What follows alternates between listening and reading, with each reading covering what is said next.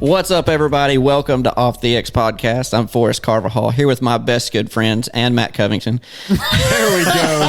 Way to start it off. Welcome back, fellas. I like it. It's been a while. That was for all the pictures that he's been sending us of all these turkeys when we were like, dude, we didn't even know you left. Thanks for, letting us know what's going on. Well, I'll take it. So we're going to talk turkeys again. That's going to be 3 episodes in a row, which is like a record, I do believe, for Off the X Podcast. That's what you're supposed to do in the spring. Talk about turkeys. I believe you're supposed to catch bass in the spring is what you're supposed to do. But we'll talk turkeys for you turkey hunters. And we had Matt obviously has killed a few. I referenced that already. I have. But there's also been a secret trip taken by one of the other 3 of us that nobody knew about except for who went. And we're going to talk about that one too. Where do y'all want to start? Oh, and we also have a bourbon review, which we haven't done in forever. Yeah. And a Let's duck start call there. review. Let's start with the bourbon review. I actually got this from Leah's boss. Him and his wife came over and played a game night or whatever at our house, and they brought over a bottle of bourbon because they knew that I like bourbon. So it is, what is it? Heaven Hill, bottled in bond, 7-year. I really liked it. This is my first time to have it with ice, and I haven't tried it with the ice. So what are y'all's thoughts on it? Y'all go ahead. Bourbon boy, Mr. Barrett, how about you go first? I mean, I like it. It definitely it has some spice on the back end. I mean, I should have tried it neat, but over ice. I mean, it's tasty. It's definitely it's a smoother bourbon. You can tell that it's probably one of the Heaven Hill higher ends, in my opinion. Yeah. So I mean, it's tasty. It has, like I said, some spice. I didn't taste a whole lot of vanilla.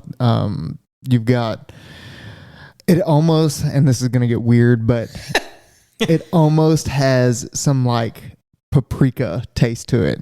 Some what? Yeah, paprika. Are you familiar with that? That's I call it paprika. I call it paprika. it's paprika. Paprika. Paprika. Wow, you went Never- a totally different accent You're there. right. It was a little weird. Yeah, honestly, it's a little sound weird. weird, But yeah. it's got it almost. My first taste, I was like, "That's interesting." So Okay. yeah, and it also could have been what I ate for dinner that was still in my mouth type deal. Did you You have have some deviled eggs? paprika? No, I didn't have any paprika. It was tacos.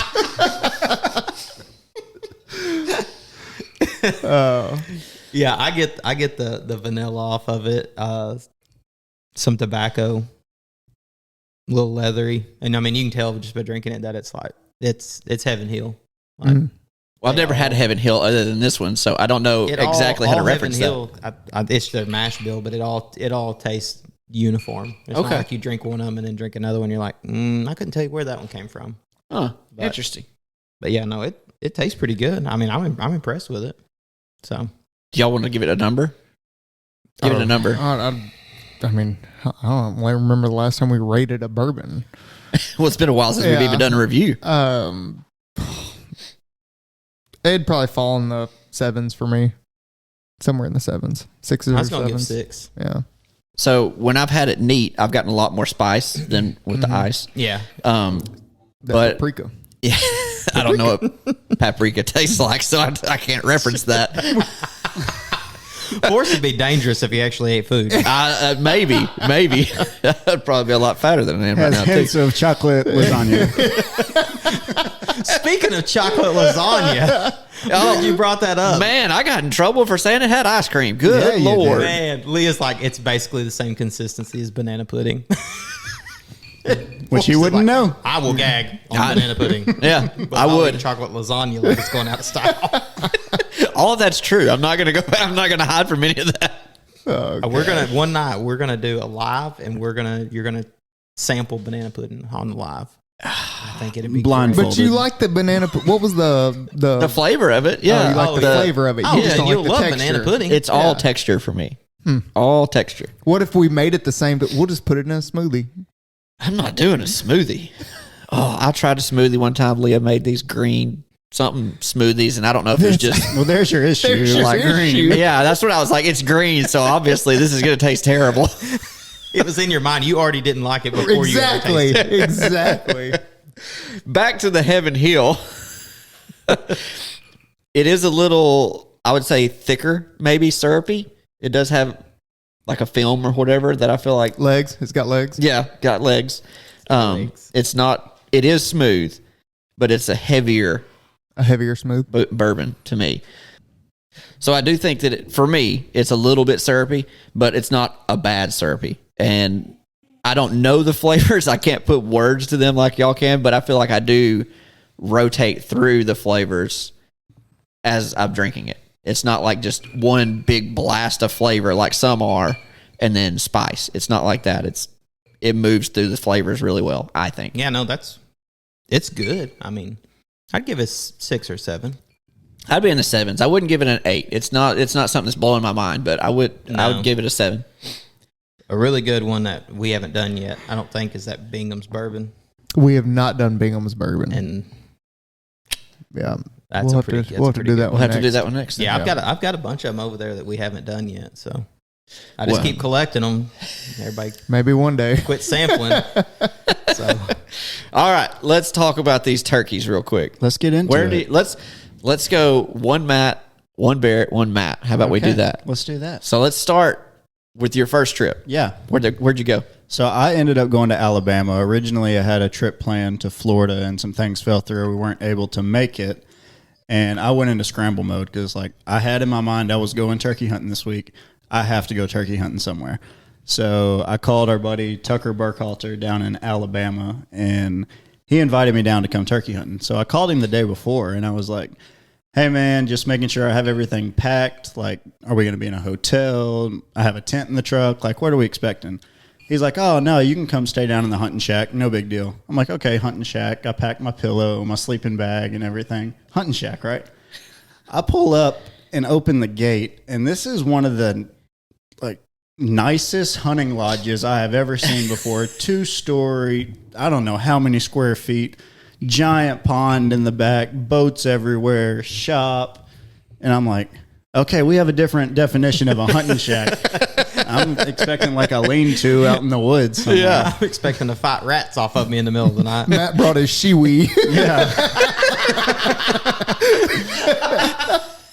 So we pull up to the shack that wasn't a shack at all, and walk out to the shop. We're like, all right, which Ranger we want to take? Again, just so many things there. This one has air conditioning, and this one has radio. Oh yeah, this one's electric. This one's quiet. So let's take this one. So we Y'all got the electric one? Oh yeah. The lap of luxury. You say y'all, they. Yeah. I just showed up with the sleeping bag and a shotgun.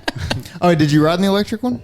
Oh yeah, we did. Is it quite like super? It was quiet. It was also blowing Interesting. about 25 mile an hour. So it didn't matter what we were in. You Right. couldn't hear anything. So we tried to roost a bird that night and couldn't really hear. This is the first time Tucker had been out there this spring, but he historically knew where turkeys roost on his place. So got up the next morning, went out and stood for probably 20 minutes after sunrise, didn't hear anything. And we were like, okay, here we go. This is turkey hunting in Alabama. He told me it wasn't going to be easy. And Is Alabama a noted good place or bad place for turkeys?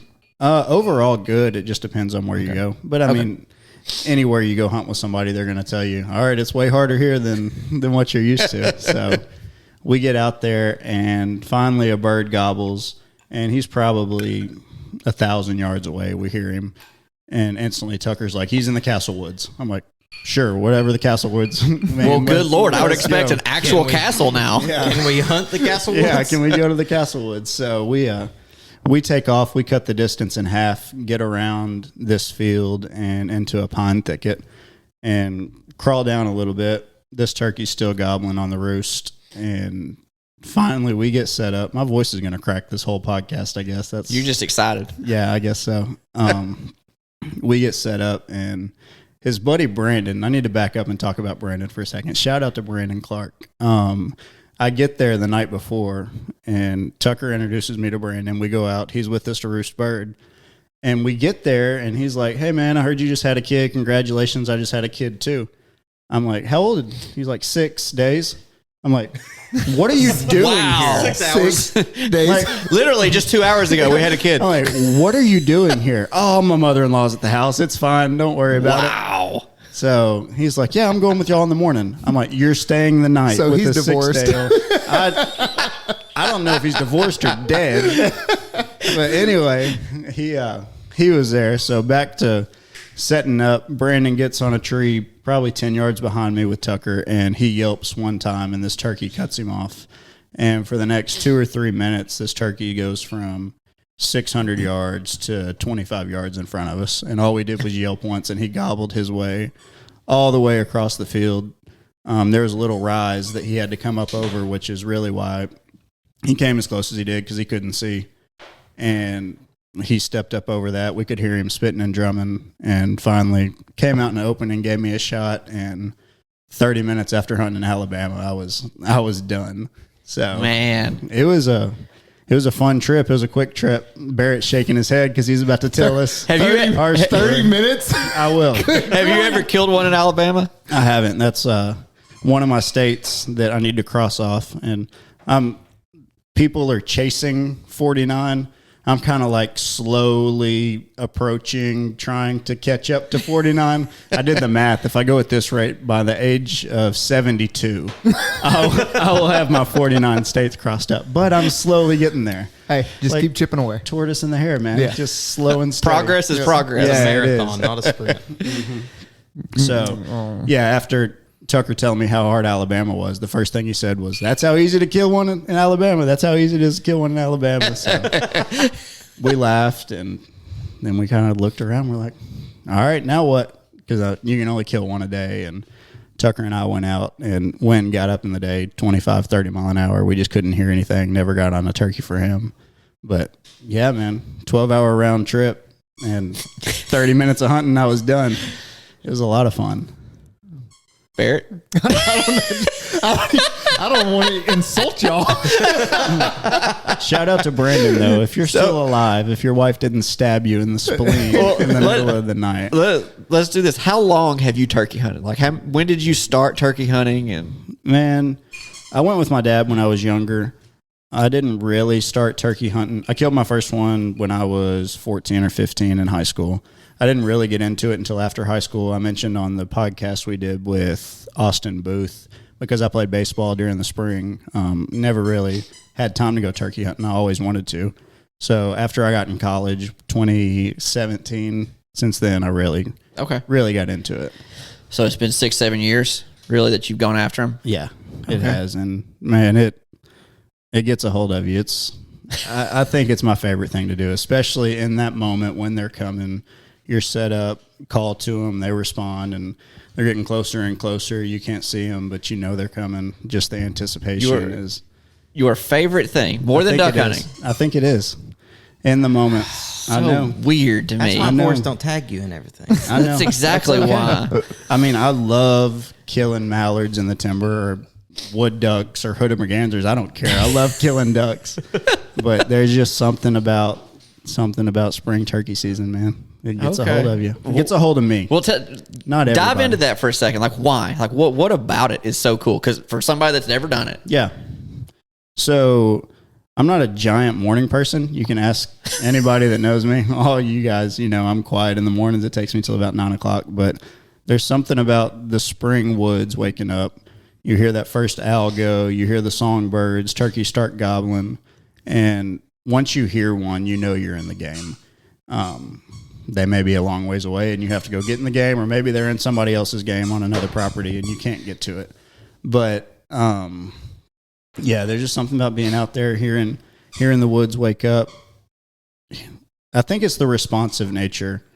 Once you start working one, like I was talking about, there's nothing like it. The only thing I've experienced like that is elk hunting. So, and that's where all the Western guys get mad at me comparing elk hunting to turkey hunting. But I mean, I can't relate to elk hunting in any way. But this turkey thing, the more that we've done this, and the more that I've got to know more people that duck hunt, at least most of them do prefer turkey hunting, which blows my mind. Yeah. It's extremely weird to me. I don't understand it. So I've been trying to figure out, like, what's the draw to this turkey thing. So it's just a giant adrenaline rush. I mean, usually I think I told you this when I was driving down there, we talked for a couple hours. When you're duck hunting, you see a duck within usually 60 seconds to 90 seconds, that duck's either going to fall in the hole or you're never going to see him again. And that's it. And that's a great 60 to 90 seconds. Love it. If you ask me during duck season, I'll probably tell you ducks are my favorite. But right now it's turkey season. I'm saying turkeys are my favorite. But where I was going with that is you have that 60 to 90 second anticipation. You're watching ducks multiplied by however long he's gobbling and coming to you. And then when he's quiet, and then you have to make the decision and just the woodsmanship that goes into it. I think that's another thing too. Just a lot of the experiences that I've had. Every time I go out, I learn something different, and you build on that with every hunt. Okay. Did you notice anything different in Alabama compared to Arkansas? They had turkeys. Yeah. Okay. No, I mean, you can't really learn anything on a hunt like that. It was, you heard the turkey, you literally yelped one note at him and he comes. Like, we got out to the turkey and I said, hold on, guys. And everybody got quiet. And I hit my mouth call for a second. I said, okay, I just wanted to make sure I made a call this morning. Because literally, Brandon called one time and that turkey was in our laps. Because y'all have there's box calls, there's slate calls, there's mouth calls. Mm-hmm. Whoever yelped to it, what was it on? It was with a mouth call. It was with a mouth call. Yeah. Is that 90% of what most people use? Yeah, I'd say so. The guys that are running and gunning and getting after it. Okay. So when you were there that morning, because you said y'all didn't roost one, right? Right. Did you owl hoot that morning, or did you just listen? We just listened that morning. You didn't have to do anything. You just hey, I'm over here. Come shoot me. I'm over here. Come catch me if you can, kind of. It sounded like come shoot me. Yeah, I mean, that was one of the easiest turkey hunts I've ever been on. Really? There wasn't a ton that went into it. Woodsmanship killed that turkey, and having knowledge of the property where you're hunting. Okay. Because, I mean, Tucker heard the turkey gobble. He said he's in the Castle Woods. I said, whatever the Castle Woods is, great, let's go.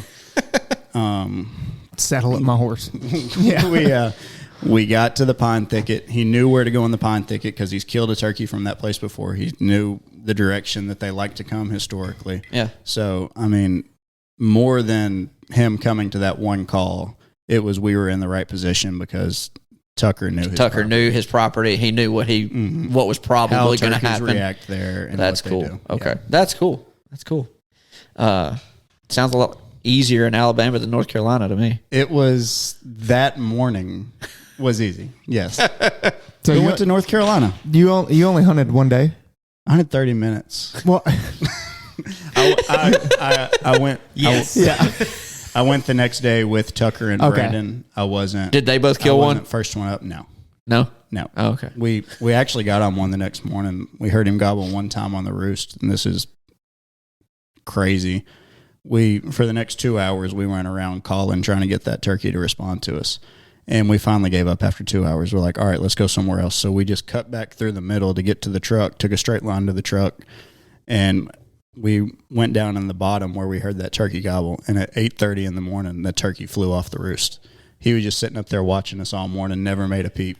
Huh. And walked under his tree. He said, I know this property too, boys. So yeah, we only killed one, and it was in the first 30 minutes. Okay. Do you think it was that big one that he sent a picture of? No, it wasn't. That was Wasn't after. that No, I mean, I know the picture was. It was a different property. Oh, was Yeah. it? Okay. Never mind. Go ahead. Well, cool. Yeah, Cool deal. so Alabama was. It was. What's fun. the next state then? What's the next state you want to mark off? Like, do you have a game plan for somewhere else? I might go to North Dakota in May. Okay. So like real soon. Yeah. Not planning for next year. You're planning for next month. Yeah, I have an invite. I just don't know scheduling wise if I'm going to be able to make it work. What you shot at Eastern in Alabama, right? Yeah, So what are you shooting if you go to North Dakota? I believe they're Merriam's. I think so. They should be. Okay.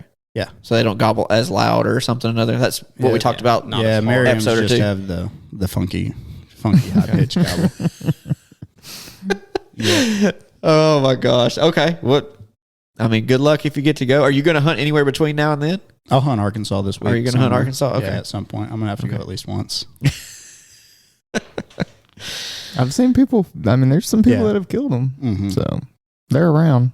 Yeah. You can find them. I know of one that got killed today, actually. Yep, Justin killed one this morning. It's not who I was thinking of, so I guess I know of two that got shot There today. you go. It's the only two in the state. Yeah, exactly. All right, Barrett. It's story time. Y'all can get your tissue ready. He's already gone through the whole bottle of bourbon over there preparing for this story. It's a tearjerker. Well, let me start from the very beginning. It can Please be a do. tearjerker. So I got an invite.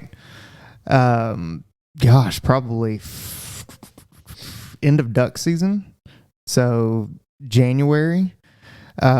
Mr. and shout out to Sharper Nearson, who I kind of got to know through the Northeast Arkansas deal and up at DLW, and he's from Georgia and has a business out in North Carolina, and he just like randomly threw it out there. He was like, "Dude, you ought to come turkey hunt in North Carolina with me." And I kind of was like, "Cool, man, yeah, sure, or whatever." And then he said something else about it, and I was like, "If you're offering, like, I'm coming." So it's if the invite's open, like. I've never done it. I'm going to give it a try, see what happens. So we set it up. I told him, I was like, look, these are the dates I have open, which I can make it work on opening weekend for North Carolina. And so he was like, come on. So I left Friday. Oh, leading up to that. So like the week before, he's sending me pictures of like birds on, Getting you amped up. on the ground. He's like, I've got them patterned. I've got like, and I'm like, dude, this is, kind of like duck hunting. Like you're going in, you're like, dude, this is about to be a goat rope. Like this is going to be, I was like, this is 30 minutes, 30 minutes and I'm home. Yeah. Going to Alabama running. So I was like amped. I was like, dude, we're going to roll in. We're going to roll these things up and I'm headed back type deal. So I leave Friday morning at 4:30 in the morning and drive 10 and a half, 11 hours straight through to North Carolina. I get over there. I don't know. I get over there around 6 something that evening and sharp. And when he told me, he was like, yeah, we've got because they own like a nursery, like they grow like flowers and trees and plants or whatever. And when he told me that, I don't know what I expected, but when I showed up, I did not expect what I pulled up to. So like pulled up and I mean, it's a legit, like, close to 40-acre deal. Like they've got houses on the, I mean, they're growing. They've got, it's in the foothills of the Appalachians. So it's gorgeous. And they've got this little farmhouse on this property that, I mean, we would sit in the evenings on this back patio overlooking the back of the property, kind of feeding into the foothills, and it had like ponds, and it was this big like draw, and so the dogs would just take off running down and chase the geese on the ponds. And then I mean it's beautiful out there. I have never been in North Carolina, so I was like, dude, this is incredible. So anyways, Did you take Huck with you? I took Huck with me. Cool. And dude, they just ran amok. Huck the turkey dog. They just ran amok out there. So anyways, left Friday, 10 and a half, 11 hours down, get up Saturday morning. He's got access to a 300-acre tree farm, and it's got a river that runs across the back of the property. And he was like, I know there's some gobblers out there. Like, I already know where we're going to set up. I kind of have an idea of where they're coming in from the bottoms at. And I was like, sweet, let's go. So we get up the next morning at 5. I think we left the place at 5:30. We were out there by 5:45 type deal. So we're in place at 5:45. The sun comes up right before 7, and dude, they just start hammering right behind us. Like it's 3 gobblers just as loud and hard as they can go. And I was like, it's stupid. Yeah. It's like, this is unreal. And so they're just firing off, and he's like, dude, they're coming up. Like we're kind of in this clump of tall bushes, and right next to us, like 10 yards, is where the property kind of falls off into the bottoms down to the river. And you can hear there's 2 of them right behind us on that river. And he was like, they're coming up from the left right there. And we had some hens come out, but the gobblers just never, like, from what we could tell, they came off the roost and then they headed down the river. Like they didn't come up into the field like what we had expected. But that Saturday, I mean, the wind gusts we were dealing with 25 to 35 mile an hour wind gusts. And so we were like, I mean, okay, y'all both talked about wind. Why are y'all talking about the wind so much? Because it's not like they're flying into the decoys like ducks. No, and I am not a turkey hunter, but from what I asked a ton of questions, but smart man. Kind of what, and I'm going off of what Sharp said. I have no idea he could have been BSing me the whole time. So His second time. yeah. But I was asking Sharp because apparently, from what he had figured out in North Carolina, is like if it's windy like that, they're just gonna shut up. Like they'll gobble right at daylight, but then they just shut up. And for the most part, that's kind of what happened, dude. We were out there all day. 13 hours we were out there. Sounds fun. I say that we took a break, went and got lunch, came back type deal. Yeah. So it was like came back out there, and then right at dusk, one of them hammered from like 200 yards out, and we just like stood up and just took off. It was a dead sprint. Out Did to y'all where stay we in were the going. same spot the whole day? We kind of, like other than going to get lunch. We kind of moved a little bit, kind of hoping that because there were 3 roosting. Right on that river, and so we were hoping one of them would kind of swing out and show himself type deal. But right before dusk, he hammered probably 300 yards out, and so we, just sprinted down to the end of this property. And we should have dropped down into the bottoms, but we didn't because we were scared we were going to spook them because we knew they were coming back to roost. And there were 3 hens coming back, a Jake and a gobbler coming back. And we saw the hens coming, and we heard 2 of the hens fly up into the tree, and you could hear the Jake coming. And we were like, where's the gobbler at? And like, I don't know, How far are you from watching them go up to roost? 50 yards. Okay, so you're in range. Yeah. But we're high. They're down in the bottom, and there's just trees and trash everywhere. Like I belly crawled up to the edge to look down, and you could see them walking along the bank of the river. You could see the hens and stuff. Well, they flew up into the tree, and like right at dark. We were out there till 8:15, 8:30, and you heard that gobbler fly up and hit that tree, and we could never get to him. And so it was like, dude, it was all day. Do you like that or do you not like that? No, it's. I would love that. Like I like to be in the woods. So first off, my muscles got because there were hours where I did not move at all. Really? Yes. Like did not move my head. So you're like deer hunting them. Yes. So because we knew kind of the path they were coming Right. in, and so we were trying to not spook them if we could. But it was still. So that was day one. I Were y'all thought, just sitting up against a tree watching the field at that point? well, or so did you at get the blind, or at what the did you end of do? the day, we never hunted out of a blind. Yeah. It was a lot of up against a tree, up against a fence row, and then like different clumps of it's a tree farm, so there's like all types of Yeah. different low and high Did you have stuff. a vest with like a seat? No, I didn't. Just My bare tail was butt? on the ground. Yeah. My butt cheek still hadn't recovered. So like my right one's probably numb for the next year. This is the first time he sat down since he's been back.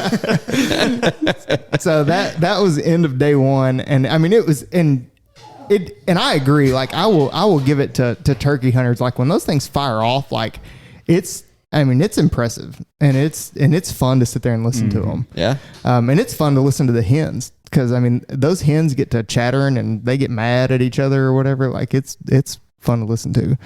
So my favorite part of this is day 2. So day 2 is Sunday. North Carolina on Sundays I don't know if it's public and private, but private land, you can only hunt till 9:30 in the morning, and then you have to stop. And then it's a 3-hour break from 9:30 to 12:30 for church. For church. Yeah. So and this is where it gets crazy. So we had access to another farm that Sharp had killed turkeys off of before, and so he was like, let's go give it a shot. I don't know how many are even over here because no birds roost on this farm. There's a clear cut behind it that they all roost on, and then they come over onto the farm. So we get out there, and when I tell you, like, it was elevation. It was not hike. It's hike in. It's climb. We climbed into the top of this deal. So we get set up. And he had one hen decoy that he would set out. Well, there's 2 horses and a donkey in this field. And dude, when I tell you they were pissed, they were pissed. And that I watched that horse multiple times jump up in the air and try and kick that donkey. Really? Kick the decoy. Over. Really? Yeah. The donkey would come over and just like grab it and pick it up and walk off and like so like we were all just like just like trying to get it to go away, and he just like he was so frustrating, but it was so funny at the same time. So we were dealing with that. So as the sun's starting to come up, we hear two gobblers in the distance. I mean, and one of them, he was like, "There's one out here that's huge," and he fired, and you could tell he was different from all the other ones out there. Distinct, long He gobble. just rolled on it, and he was like, "Dude, he's out there." Well, then like we're kind of set up on this tree line, being real quiet, and we hear there's two birds behind us. I mean, and I'm talking, when I say behind us, like 15 feet behind us. Well, it's two hens, and they fly down off the tree in front of us. The first one lands, and she's just kind of like pecking around or whatever.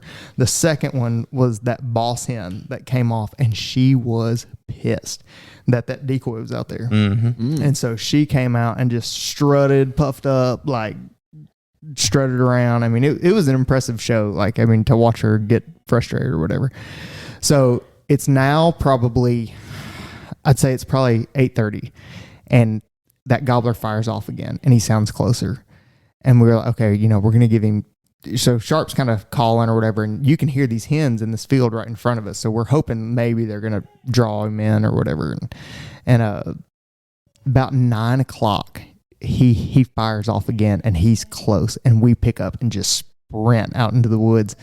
And we find we're on this ridge that kind of falls off, and we're on this trail, and you can, like, Sharp would call, he'd hammer again. And like, at this point now, like, my adrenaline's up, because you can tell he's on a rope. He's coming. He's hot. And so we set up on this cut through the woods, and set up, get ready. Sharp calls, like, you can hear him. I mean, I bet he's 50, 60 yards, and he's moving. Well, he gets quiet, and he gets quiet for 5 minutes or so. And I can tell Sharp's kind of like, oh crap, like, I don't know if we bumped him or whatever. Well, Sharp calls again, and you hear a gobble, and it sounds further away. And so Sharp was like, crap, he turned around, he's going away from us. Well, Sharp was like, I'm going to stand up and drop down the hill and call and kind of make it sound like I'm going away and see if it'll draw him in. Well, when Sharp stood up and went down the hill, we think it scared the one that was almost to us, because the one that was gobbling was that one, the older one that was sitting back there in the clear cut. And so we bumped that one that was probably 40 yards from us. Dang it was like, dude. I mean, it was, it was like so close. So we kind of, we were coming up on the 9:30 cutoff anyway. Like, if we would have had another hour to play with it, maybe we wouldn't have, tried to rush it. And I think, and even Sharp was like, dude, I tried to rush it. Like, my bad. I tried to rush it. And I was like, dude, it's no big deal.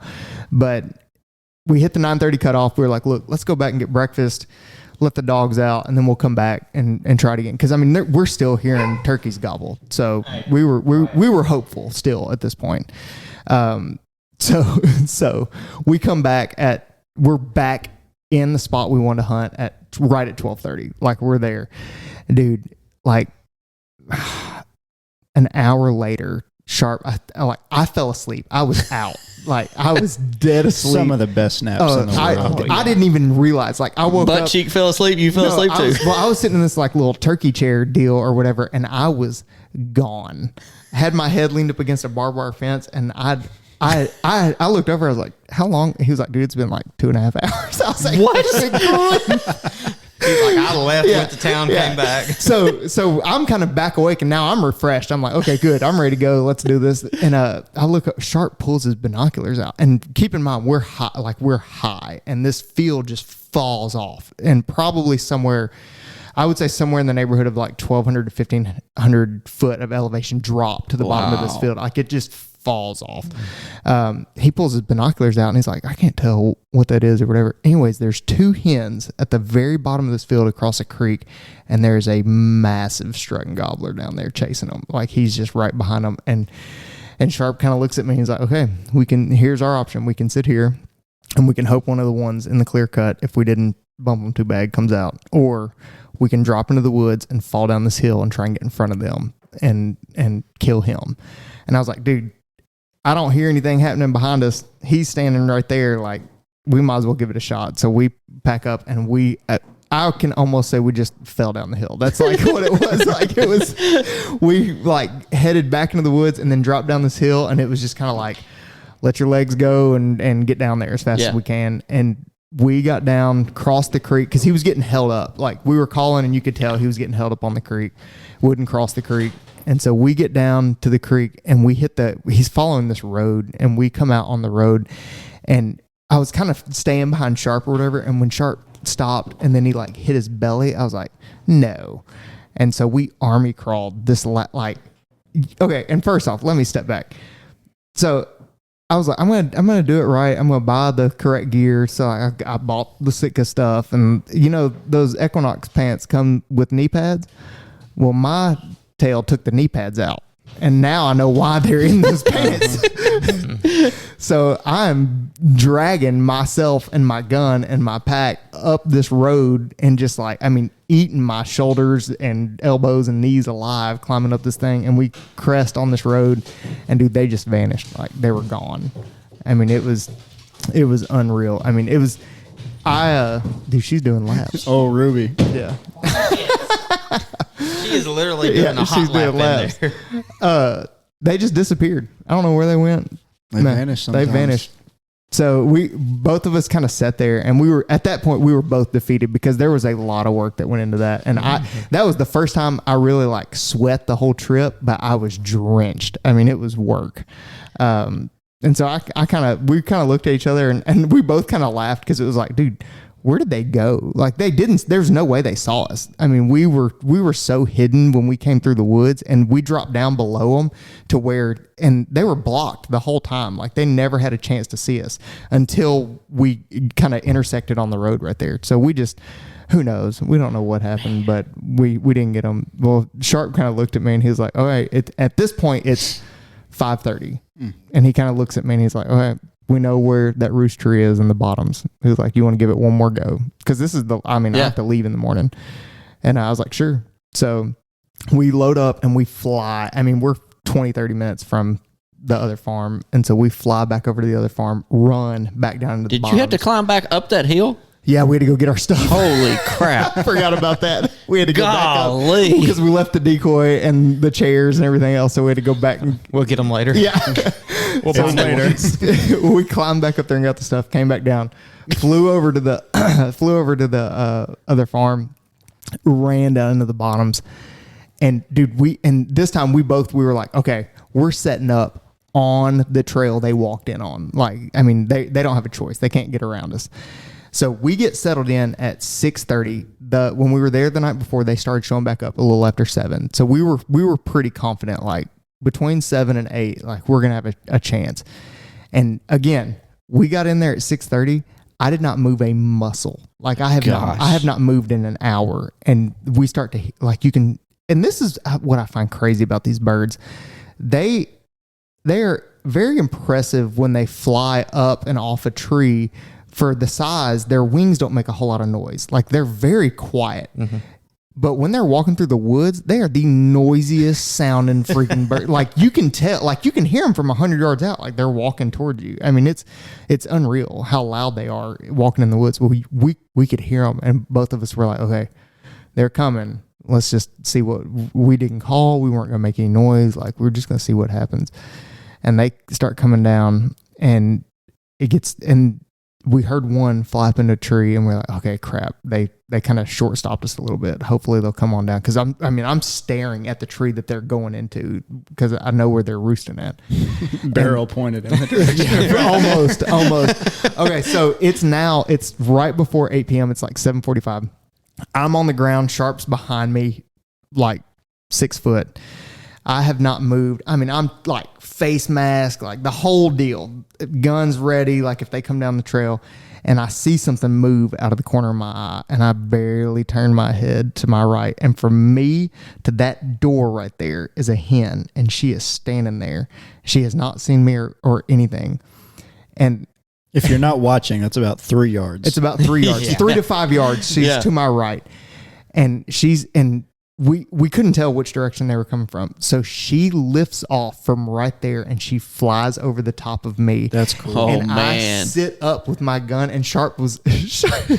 I could hear the gasp behind me, like from Sharp. And I pulled my gun up and put my barrel, she's right there. Put my barrel on her, and I go, pow!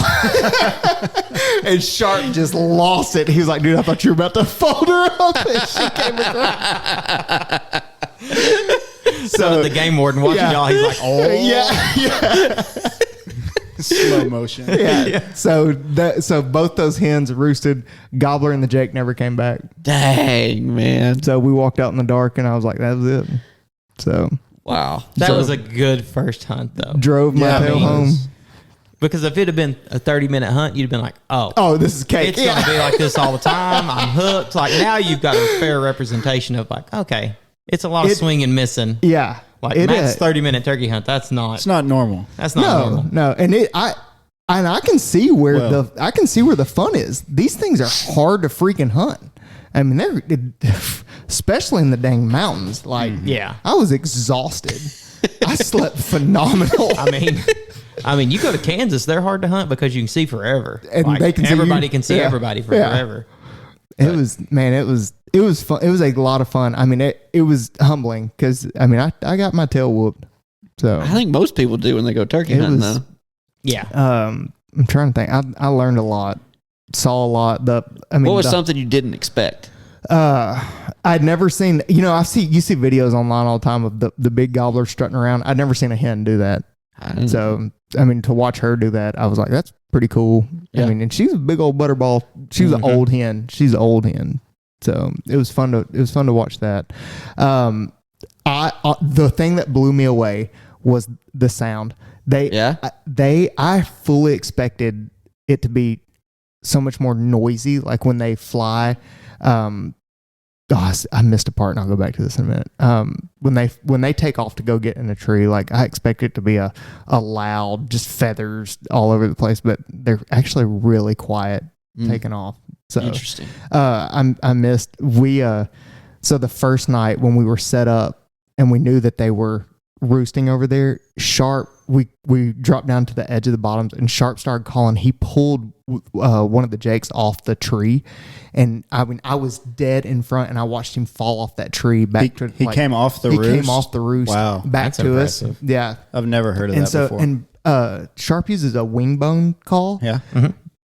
And it's so cool to listen to that call because like you hear the mouth call and you hear the box call or whatever, but that wing bone call it's so loud. So like he'd hit a wing bone call and you could hear it clear across the farm. Like it was so loud, but it was real cool to experience that and see that. But yeah, that was the first time I saw one come off the tree, and like when he opened up and came off the tree, and I was like, dude, because that was when we were like, dude, he's coming. Like he's on it. He came off the tree, he's coming right to us. He hit the tree and took a hard right, or he hit the creek and took a hard right. He said, I ain't roosting here. That's a bad place. I better move on down. I've heard that wing bone before.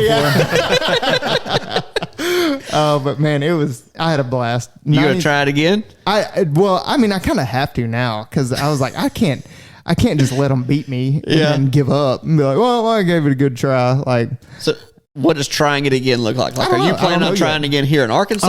or- I haven't even made it that far. Okay. Yeah. First, he's my going to try to brain- go find a turkey vest. Or a cushion. something. Sharp had this pretty cool little turkey chair. I just don't know if I want to lug a little turkey chair around with me. Yeah. or whatever. There's they're- even vests they're that nice. have chairs built into them. Oh, really? You can just prop up. That'd be nice. Yeah. Yeah. The seating thing was interesting. Big deal. I started to ask you whenever I got wind that you were going, and I thought, nah, I bet they worked that out. No. Well, so Sharp had this he brought this like little, and I sat in this, it was and I was cracking up thinking about this, but he brought this like other little like blue setup chair thing or whatever. And I was like, here I am, decked head to toe. You cannot see anything but my eyes, and I'm sitting in this bright blue chair. Isn't blue one of the colors you're not supposed to use when you're turkey hunting? Blue, black, and red. Well, they didn't get close enough to see the blue, so It was was comfortable for It was leaning against the comfortable fence for a post. little bit. Yeah. Oh my gosh. But man, it was fun. It was fun. I definitely the challenge of the hills, I think really kind of did it for me. I Yeah? was like, this is You like that? Or? I like the challenge of, I mean, when it was time to get up and run and go, and dude, you hit a hill and you're like, oh, I'm not in the shape that I thought I was. So, What shell? Did you go buy turkey shells, or did you just like? I I'm shot Josh Rocky Pitts, Ridge. the Rocky Ridge, the TSS. Okay. And I never got to pull the Or trigger. at least that's but- what you carried Yeah, with that's you. what I carried with me. So they And look brought good. back. Yeah. Somehow I lost one. I was gonna So- say, Is we that had your lost way- one, called Josh and be Yeah. like, hey, I need to return these. Is that your way of saying you actually missed a turkey? You just didn't No, want to tell us. no, I lost a shell. I wish I could tell you I pulled the trigger, but I didn't. I mean, it was funny when that hen took off. There was for a split second, I was like, I'm about to goose hunt this turkey right over the top of me, and you could hear it. And we died laughing afterwards because when I set up, shouldered that gun, and I was like on her, and I was like, I'm about to roll her, and I just went pow. I'm sure his heart stopped. He was losing it back He then. was like, he started laughing. He was like, you were mad. I was like, yeah, I'm not that mad. But dude, it was fun. He's a genuine guy. It was super cool. Man, he had beautiful country out there. Yeah. Beautiful country. So I'd like to just go back to North Carolina. Okay. So like no interest for here. Just like I'll I plan don't again know. for I mean, next year, that's North Carolina. I can't. I don't know what I'm doing. So it's hard for Yeah. me to go, oh yeah, I'm going to go try this when I have.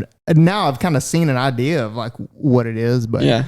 I don't know how to call. I don't know how to do any of that. So I could at least go out and sit. Did he use Sleep. anything other than a mouth call? Oh, with a wing bone? No, he used them. He had a mount. I mean, you name it, he had it on him. He tried But it. My favorite was to listen to that wing bone call. Yeah. That's cool. Because That's cool. it had a loud yelp to it, and it was. I mean, it just echoed. So it was kind of like what I think. Like when he did it, I was like, it's kind of like using a spec call, like that loud kind of. Yeah. Yeah. So Would they gobble to a speck call? Shock gobble. Shot gobble, yeah. we Like, had, I mean, that's like what they do with the owl, right? we had honkers fly over, and they Yeah, they'll gobble. gobble at a To honker. the honkers fly. Did he over. use one of those? No, he didn't use them. He Do said they he knew still- people that did. Do people still carry peacock calls? Not anyone I know. So when I was younger, like that was a big thing. They carried like a peacock call. Really? Mm-hmm. I don't even know what a peacock call would sound like. I don't Can you give us an? I'm not An going example, to. please? I almost did, but I'm not going to. Why not? Your kid's sleeping there. He's all Wake right. him up. He'd be like, peacocks. Sharp would do a crow call, and Sharp, don't hate me for saying this, but his crow call was just him screaming. Did it work? Did it ever work? No, it did work. Well, So hey, I'll I give mean- it to him. So the first time he did it, I was like, I don't know if that's what. Did you bring me all the way out here just to pull my leg? That's not what Arkansas crows sound like. No, Sharp did a great job, man. He killed it. I mean, there were birds there. I can't say anything. Yeah. Like there were birds there. That's We cool. just- You got to experience Yeah. gobbling and everything. Oh, dude! When the first morning when those three fired off, I was like, "Oh, yeah, this is gonna be awesome." So Oh, I'm it was a lot little of fun. jealous. I'm a It was little lot of jealous. Fun. It just, I want to try it again. I can't. Yeah. I can't get beat like that. Yeah. So I got a bad taste in my Let's mouth. just go. Let's just go. Just newbie go. it. Yeah. I'll go noob. I mean, I'd love to go try and figure out how to what is it, a scratch call? Like what do you call it? Slate call. Slate, or box. pot- What's pot it? call. You're talking about the push one with button. the- Well, so the Looks like a box pin. call is the one that like it has a little hinge on it or whatever. Mhm. He was using a slate with Yeah. the pot looks- call. Yeah. So I mean, and that I was watching him do that, and I was like, that doesn't seem that hard. Like it's just the finding the right angle. the right angle and the pressure. well and the rhythm. So like the cadence of the Mhm. call or whatever. So, but no, I mean he Sharp knew what he was doing. We just couldn't finish the deal. Mm. So we got close a couple times, and it just man. You get your heart rate up any? When we left and ran into the woods down that trail, and when when it was obvious he was coming, Yeah. that's when I was like, then I got the little bit of the excitement of for a split, it was also kind of chilly that morning. So I was like, I can't tell if I'm cold or if I'm shivering from the adrenaline. But I was kind of cold that morning because I cut a layer. Well, let's compare it to the Oryx hunt. Oh, You weren't cold in the works. I was not cold. I was not cold during the Couldn't Oryx shed hunt. another layer. I could have, and I would have been escorted off by the military. They'd be like, daggum alien people out here. Got a trying to streaker. get probed. It was. I'd say it's very similar. Yeah. Yeah. I mean, as far as like the excitement, it was not. I don't know how fast that you have to draw down on a turkey, but I mean, the whole Oryx thing was like, it just seemed like it was happening at 1,000 miles an hour. So, Okay. I don't know. Ah, man, that's cool. Well, I'm glad you got to experience it. I'm glad you liked it enough to like say, I'm doing it again. It was actually really for because it was a total of about 96-hour trip, round trip, 26 hours of hunting total time. I mean, the drive out there is not bad. So I was like, it's really not. It wasn't terrible. Yeah. I never felt absolutely worn out or exhausted or whatever. So Maybe if you get really, really And good at it, you'll get an I- invite from Matt. yeah. And I agree with Matt. I do like the fact that it's not like you're not waking up at 3 a.m. or 2 a.m. and you're not going out and it's freezing cold. And it is kind of There's nice. just It's nice. bugs and snakes. It's nice and- being in on dry ground. Yeah. Yeah. So No waiters. yeah. I'd much rather take cold and no snakes. Well, so North Carolina didn't really have any snakes. They got What? black bears. Well, we didn't run into any of those. Supposedly, 'cause they I- have the biggest black bears in the nation. Yeah, they Well, got that's because like diabetes or I something. guess that's because they're Just feeding what? them They donuts. have diabetes because they eat Yeah. peanuts. Yeah, they don't hibernate over there. It doesn't get cold enough for Well, them. I asked him, I was like, should we be concerned about snakes? And he was like, dude, we're going to be in the foothills of the Appalachians. Like, I figured If we they'd were- have some kind of rattlesnake. they may, but He's probably just telling you that. Like, yeah, don't maybe worry so. about it. Yeah. We're What about- loaded with snakes. What about they got mountain lions over there? Surely I they don't do. know. Yeah, they got panthers. They got all kinds Yeah. of stuff. What's the difference between a mountain lion, a panther, and a cougar? Where the Age. Spelling? I don't know. I think it's just the region of the where they Okay. are. We And a hunted- puma. A puma's another one. We Another hunted name. in Morganton, North Carolina, right next to Lake James. It was very similar to like Lake Ouachita feel. Okay, Yeah. cool. Yeah. Yeah, like pretty being out in country. the Ouachitas. A little bit steeper. Yeah, a little bit bigger. I didn't know they got much steeper than Ouachita. It's a little steeper out there. Yeah, I thought I just hear a it. baby crying. But that was my experience. That would be mine. I look forward to trying again at some point. That's awesome. I'm glad you got to experience it. I'm gonna make one more mention here. Yeah. I get why everybody does not want to shoot a 12 gauge turkey hunting because the weight of carrying that gun around up and down those freaking hills. I was like, well, this was a terrible idea. Yeah, and you can shoot a 20 gauge just as far. Exactly. So I just was I realized real quick. I was like, oh, So now you're Should've looking done for this. 20 gauge for before next no, season. 410. 410. even though I was like, I'd like to see what this 12 gauge does if she gets to barking. So Do you know what choke were you shooting? I bought a Rob Roberts Raptor Do you know what constriction it was? uh, or restriction? 660. Constriction. 660. 660? So I ended up buying two, and I bought one that was a 685, and then in my research I realized, that's the wrong. Yeah, 685. That's a full. Yeah. I was So like, you went like instead of full, you went extra Yeah, full. yeah. But I I thought need you to- weren't supposed to. I thought you could over choke TSS.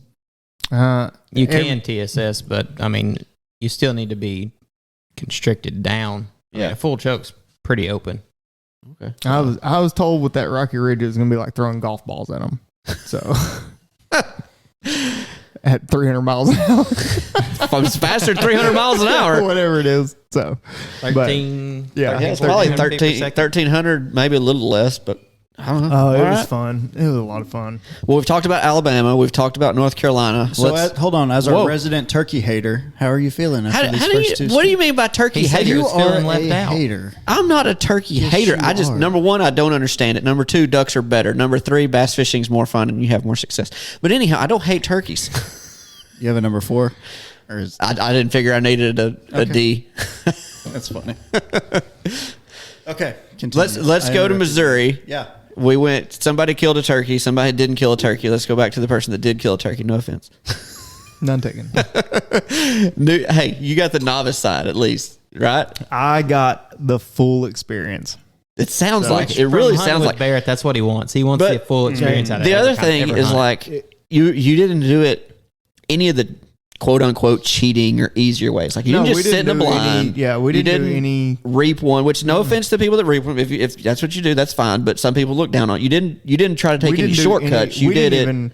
even, and I even brought it up to Sharp. We talked about the difference in the decoys that you put out there, Right. and he was like, "I don't even put out, because he even made the comment, and again, I don't know if I'm about to piss off a whole turkey hunting population here, but probably. yeah, he was like, I don't even put a strutter decoy out there with a fan open, because he was like, if they see that, there's a lot of times they come flying in there because they're pissed off. Or I think the lot of times they hardcore go the turkey other way, people. Yeah, if they're not the dominant bird, Then they and don't. they've been whipped a few times, they're not going to come into that.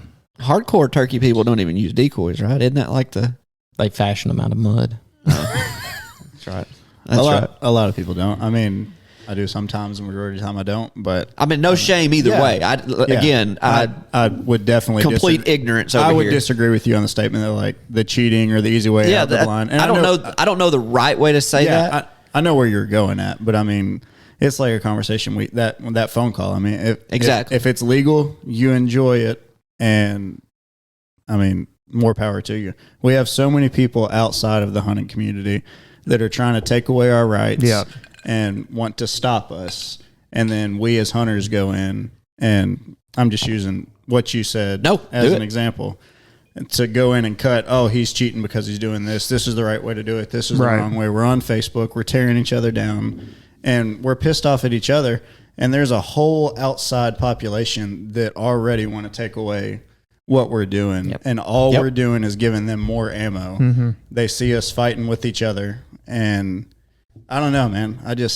That's something that gets me fired up a little bit. No, you're right. No, you're 100% right. And that's why I was saying, like, I don't know the right way to say it other than maybe the people that take it as like turkey, like the way we take duck hunting. Yeah. As like, it's duck season.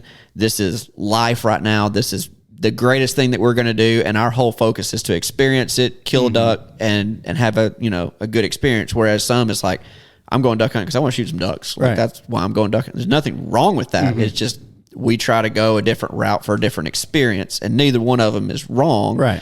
But it's easy for one side to judge the other. Oh, you did it the wrong way, which is not really the wrong way. Like what you're saying. If it's legal, Yeah. you You don't have to agree with it. I mean, there's a lot of Exactly. things. Deer hunting, high fence versus low fence. I don't have a desire to hunt a high fence.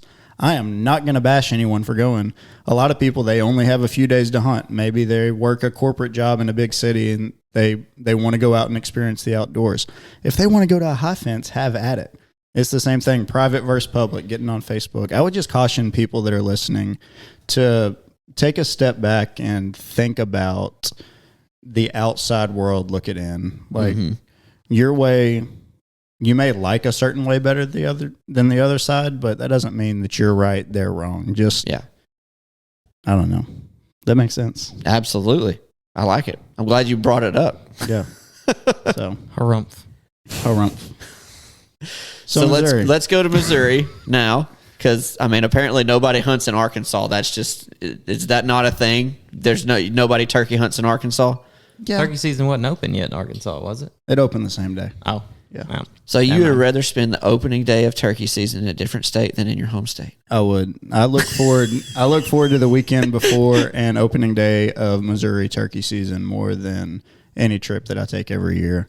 It's my family's place. It's on my mom's side, cousins, but I mean, I'm so close to them. I keep in touch with them all year long. They're basically a set of grandparents to me, a third set of grandparents. And I've been going up there since I was a baby. And it was really cool for me, full circle this year. I was able to take my kid up there for the weekend. Oh, And, boy. I mean, there are pictures of me 3 to 6 months old up there, and then I got to take a 3-month-old. So that was really cool to That's special. experience. And I guess I'm getting a little sentimental Yeah. now that I'm a father. Faja. It'll happen. It'll happen. So I'm gonna take a drink real quick. Yeah, the voice has been cracking. You've been controlling it on this one, so you're doing good. Thanks. I just start there. There's one. So anyway, we go up there. They have a cabin in the woods that we always stay. Shanty. A shanty. 2-story. Yeah. No, this is this is what I was expecting to go to. Not a multi-million-dollar lodge, which I love them both. Okay. Hey, Ruby. She's getting comfortable in there. So my wife, kid, and my mom came up for the weekend. They had to come back for work on Monday. My dad and I stayed up there. That's what we do every year. Stayed in the cabin. And over the weekend, I was able to scout Saturday morning, Sunday morning. I had a pretty good idea where turkeys were roosted. Multiple turkeys gobbling up on the same ridge where they gobble every year, going back to knowing the property that you're hunting if you're fortunate enough to go back to the same spot. Continuing to learn the pattern of the turkeys, what they do. If they're roosting here, this is where they're going to go. So anyway, opening morning, I went with my dad. We went to what we call the back hayfield, and turkeys gobbled on the roost, started calling at them, and probably 30 minutes after sunrise, this did not end in a 30-minute kill. 15 minutes. Yeah. Turkeys were coming. They gobbled. We sat down really quick. They gobbled again. They were within gun range. They were just over the lip of the hill. First one pops up. It's a Jake. Like, there's no way a Jake was making that much noise.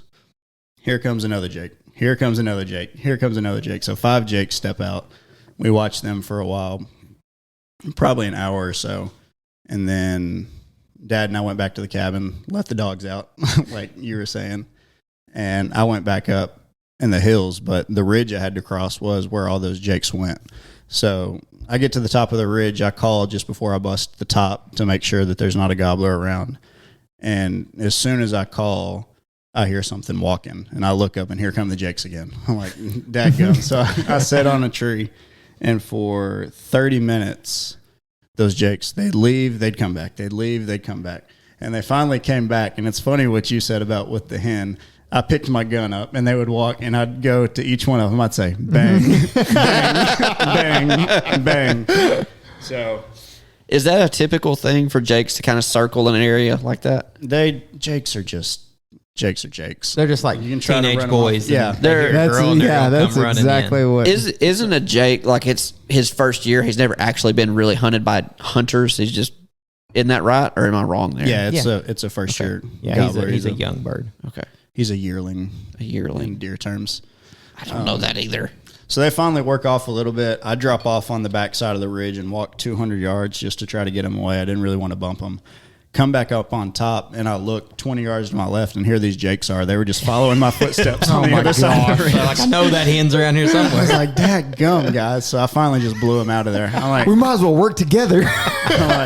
So I'm leaving. Go ahead. I have a question because all this turkey stuff, I have been looking into it. I have been listening to some podcasts about it, trying to learn some stuff about it. Yeah. When you have that many Jakes in an area, won't they like beat up on the tom if you've only got one tom in the area? A lot of times they will. So do you think you heard a Jake gobbling that morning, or do you think they might have ran that one out of the area, or No. what? Or were you getting there and I just interrupted it? No, I wasn't getting there. I skipped over it, but there was one Jake in that group that had the loudest gobble. Sounded like he was a 12-year-old turkey. It was Oh, the okay. weirdest thing I've ever heard. He actually had a full fan too, but I Really? mean, he just had a 1 to 2 inch beard on him. It's Maybe like- it had been ripped off, and it was maybe like he had an beard actual rot, and he was just running around with a bunch of Jakes. I was Wanted just to what I feel was fixing young to ask. still. Like, did he have beard rot? So, Is that a thing? I didn't know that was a yeah, thing. Yeah, it's a thing. Was it Oh. parasite? Right.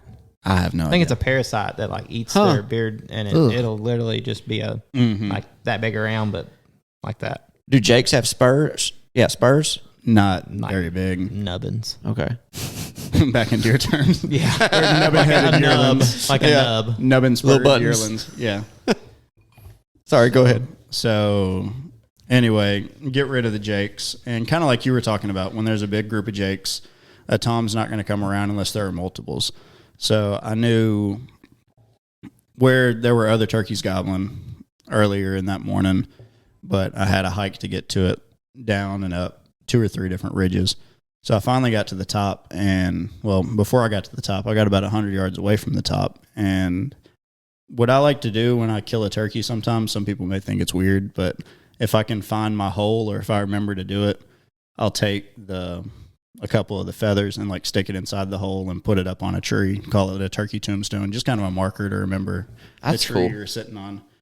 So I was walking up to where I thought the turkeys were, and I looked to my right, and my turkey tombstone from last year was there. I'm like, yeah, it's probably a pretty good spot. So That's cool. I sat down, called for 20 minutes, and it was 11 o'clock at that point, and I was really just trying to catch my breath. It was 85, 90 degrees, which that's unseasonably warm for Missouri up there. So I chilled for a while. I'm like, all right, I'm going to go to the top of the ridge and I'm going to call.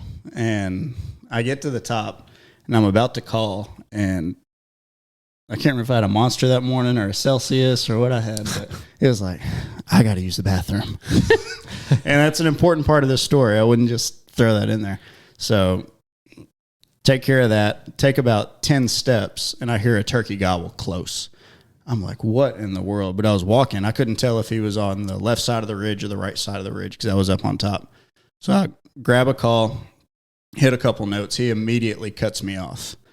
But I was in the middle of calling. I still don't know if he's on the left side or the right side. I'm like, this is ridiculous. So I finally I'm like, all right, I'm going to sit down right here. I'm going to look off the left side of the ridge.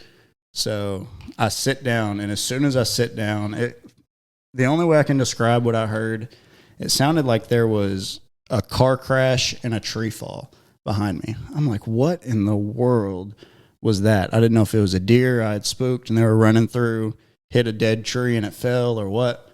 So I hear the sound again, and I turn around, and when what I see, there are 2 toms jumping up in the air, flying, just going at each other, trying to spur each other.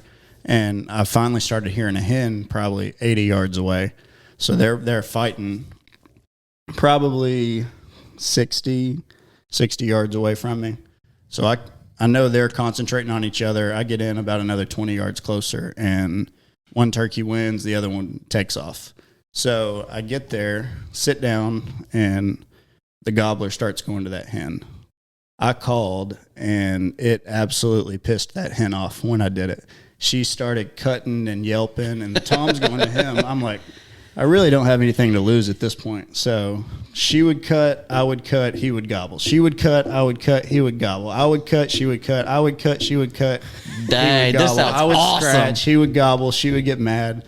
We did this for probably 3 or 4 minutes. I have all the audio. I had a GoPro running, and you were talking about your heartbeat, how it starts picking up. Where I had that GoPro on my turkey vest, it was right there on my chest, so you can just hear my heart thump, thump, thump, thump, thump, thump. That's thump, legit. the whole time. That's legit. So, he gets to the hen, and I can see him strutting. They're young pines, so you can see through them really well. And he starts getting out there, spinning around, doing his thing. I yelp, and all of a sudden he starts walking at me. I'm like, there is no way. Excuse me, I just called this tom off of this hen. Yeah. But he's coming, so I'm lightly yelping, and he's on full strut, and he finally spins. And when he spins, I didn't see, but the hen was right in front of him just because he was so big. So I'm calling the hen to me. She's coming on a string, and he's following her. She finally gets to about 30 yards, and I guess that was as close as she wanted to get to me. I don't know if she was just coming to show off, like, hey, just want to let you know he's with me. I'm gonna leave now. So she turns. He's about 10, 12 yards behind her the whole time at this point. And being in that pine thicket, I didn't really have loud leaves. Last year, talking about learning from experiences and always gaining more knowledge, I really started scratching a lot in the leaves last year. And I had a ton of luck calling a turkey in like that.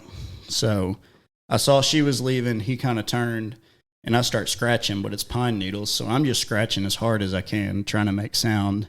He finally looks up and then goes back to her, and I yelp at him. And I can't remember if he gobbled or not. So I start scratching again. And he finally steps out in a little opening that I mean, it couldn't have been any more perfect. I looked at it on Onyx after it was like 42 yards, and he popped that head up, and I pulled the trigger. And other experiences turkey hunting I've had, sometimes I don't make the best shot and I have to chase them. I don't even think I looked to see if I hit him. I just instantly started running straight in that direction. And I got to the end and he was there flopping, and it was one of the coolest turkey hunts that I've ever experienced, going from watching that fight and then the 4-minute dialogue I had with that hen going back and forth. It was amazing. Yeah, I mean, that's a true wilderness experience right there. It was. So it was 11:45. I think I killed him. And usually if you can get a turkey to gobble in the middle of the day, he's going to come to you. But that hen was there too, and it was a great show. It was fun. He thought he won that fight. Yeah, he did. Oh, man. Well, that's cool. Tyler, what's your tell us your turkey experience? I went to work.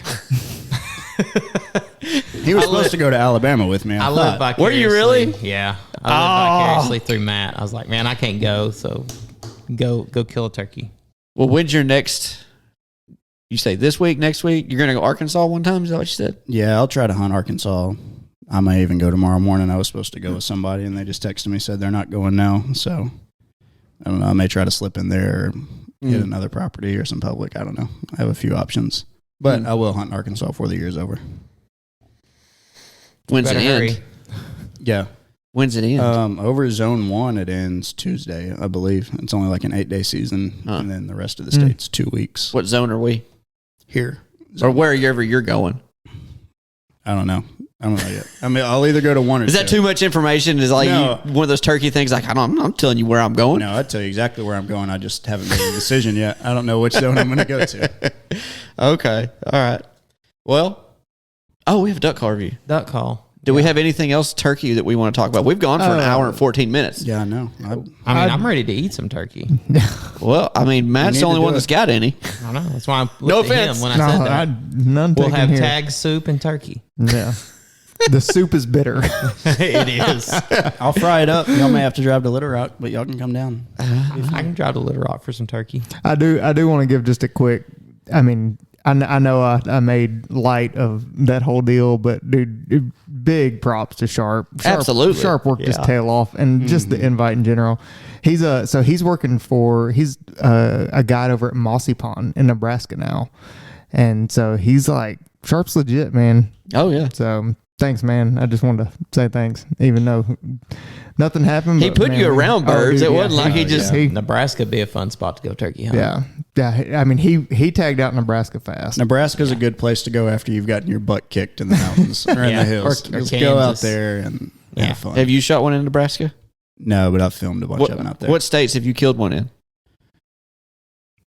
Colorado, Kansas, Missouri, Arkansas, Florida, Alabama. I think that's it. 6?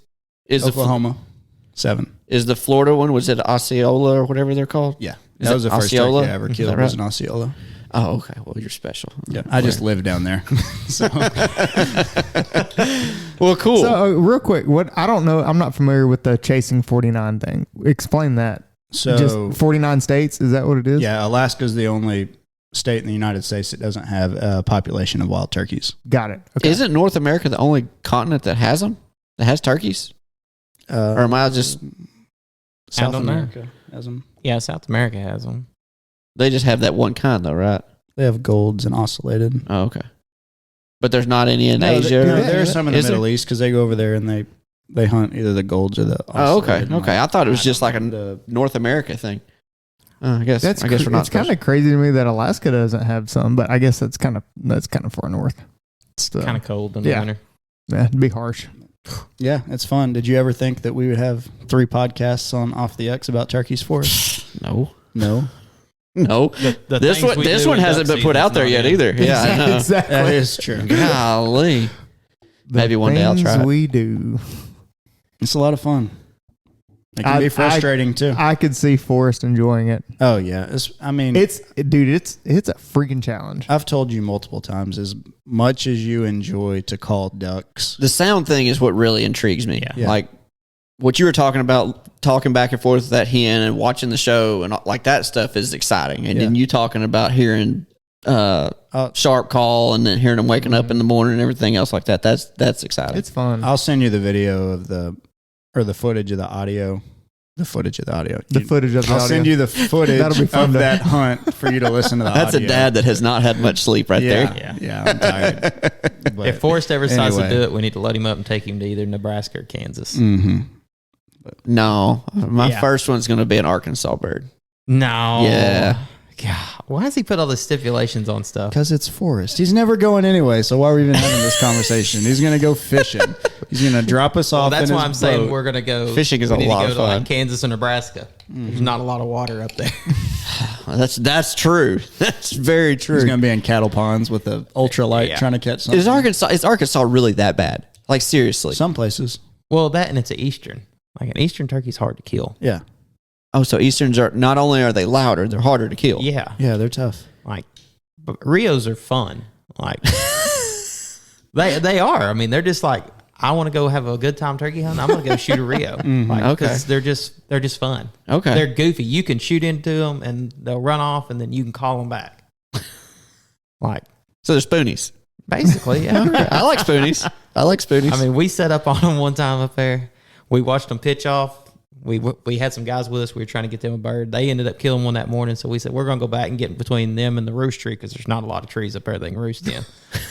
They come flying in, and we watched one fly in and hit a tree limb and fall to the ground. Like, he smacked a limb and hit the ground. And I was like, it's killed him. We're fixing to fill a tag right here and never fire a shot. Have you ever seen the Primos footage of the turkey that hit the power line and No. died instantly? It was trying to fly up to roost Wow. or fly down. I can't remember. You And it just hit a walk over power there and line. start eating. I mean, it's already fried. You might as well grab a fork.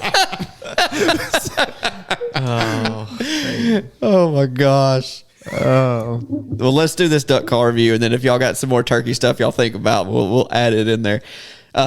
Brandon Thomas, Custom Calls. Brandon Thomas is a good buddy. He actually 2023 won the amateur division at NWTF for custom calls or whatever. So he makes a good call, obviously. The one that we're reviewing, we did a call swap last year at Delta. And this is a crosscut green hedge, and it's sleeved in African blackwood. Really good sounding call. It's got a good loose bottom end. It doesn't take a lot of air to run it. It's got plenty of ducks in it. I would gladly say that it's good for beginner, moderate, expert caller. An expert caller might want a little bit more volume and a little bit more power out of it, maybe, but that would be the only knock that I would have, and that's not really even a knock that I would say about it. My things that I really like about a call, I want it to have a good bottom end and a really good feed to finish ducks, and it's got that. I think it's a great call. I like the shape of it. It's a smaller call, not quite as small as a layers, but it's smaller than what your standard, Rich and Tone or Echo might be. Good shape, comfortable handle. I mean, it's a good call. What do y'all think of it?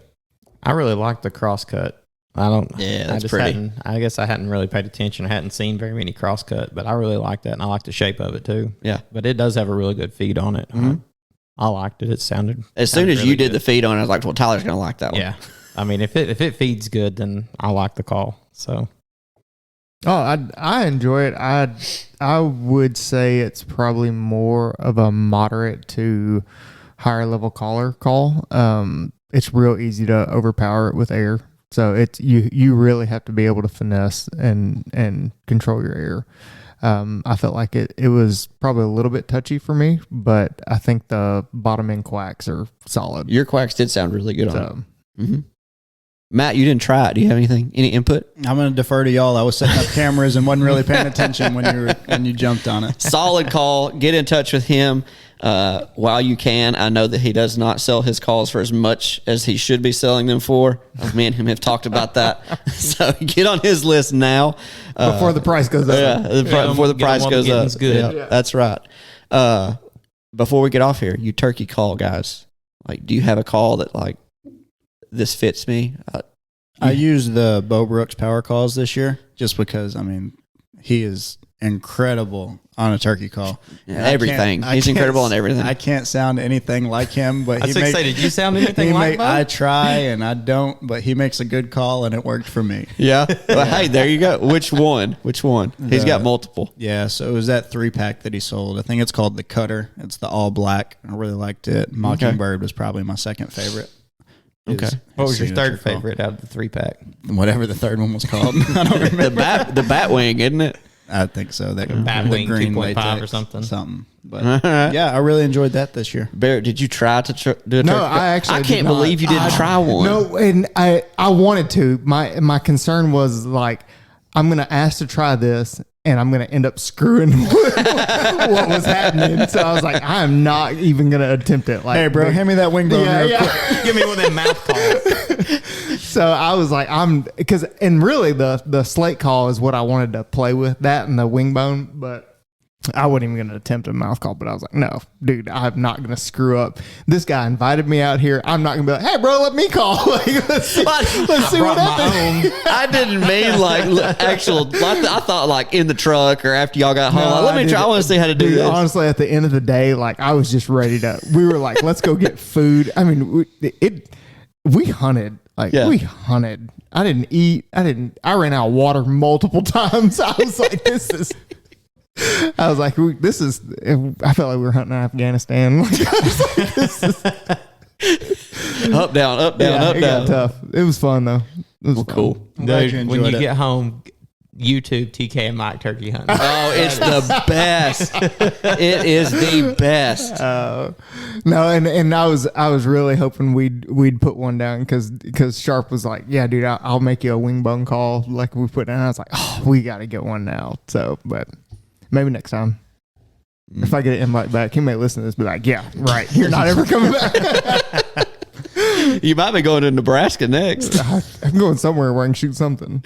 So at this point, it's like, you know what? I mean, why not? Get the experience. Try it. Yeah. I mean, Yeah. worst case, I waste all that gas. Guess we're going to Montana. Yeah, that would be awesome. It really would. I don't That want to would go be to awesome. Montana bad. So it was fun. I'm glad Matt. I mean, that second story, Matt, was really cool. Really, It was a lot cool. of fun. Yeah. I made it through all of my voice cracks and everything. I mean, I'm going to be 29 next month. Do you think there's any hope for my voice ever? No. I mean, am I about to get a growth spurt? Am I still going? I've never had one. You know, That just is what if it you'll- is. It's a real if late you get rid of the growth spurt. boxers, there we go. And with that, Fellas, I it enjoyed was fun, being back guys. together. We'll catch you on the next one.